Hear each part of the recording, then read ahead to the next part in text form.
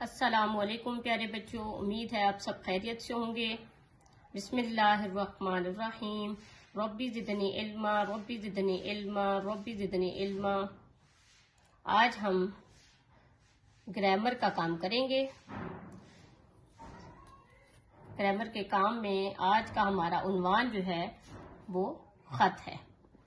سب سے پہلے ہم نے نوٹ بک میں یہ دائیں طرف ایک مارجن لائن ڈرا کرنی ہے۔ دائیں سائڈ پہ ٹاپ پہ جمعہ لکھنا ہے، جماعت کا کام۔ اس کے بعد لیفٹ سائڈ پہ تاریخ لکھنی ہے، 2/4/21۔ چلے اپنے عنوان کی طرف آتے ہیں۔ عنوان ہے ہمارا خط۔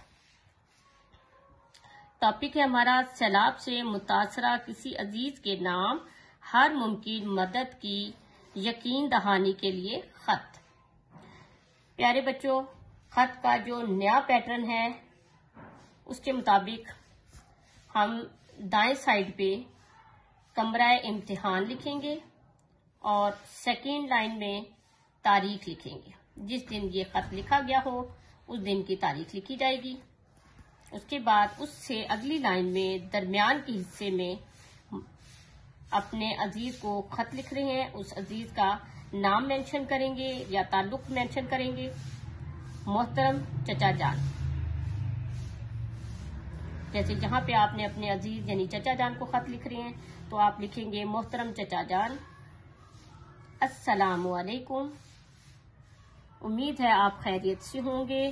چچا جان، مجھے خبروں سے معلوم پڑا ہے کہ آپ کے علاقے میں سیلاب آیا ہے اور آپ کا مکان بھی اس کی زد میں آ گیا ہے۔ مجھے بہت افسوس ہوا ہے۔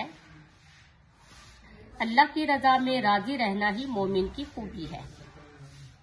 آپ صبر کریں اور پریشان نہیں ہونا، مشکلات انسانی زندگی کا حصہ ہے۔ اللہ تعالیٰ کا ارشاد ہے، بے شک اللہ صبر کرنے والوں کے ساتھ ہے۔ میں آپ کے نقصان کا ازالہ تو نہیں کر سکتا، لیکن میں اس سلسلے میں آپ کی مدد کرنا چاہتا ہوں۔ جیسے ہی حالات بہتر ہوتے ہیں میں آپ کے پاس خود آؤں گا اور آپ کے تمام کاموں میں آپ کی مدد کروں گا۔ چچی جان کو آداب، والسلام، آپ کا بھتیجا علی پیچی۔ پیارے بچوں، امید ہے آپ نے آج گرامر میں عنوان خط کا پیٹرن جو ہے وہ سمجھ لیا ہوگا اور خط لکھنے کا طریقہ بھی سمجھ لیا ہوگا۔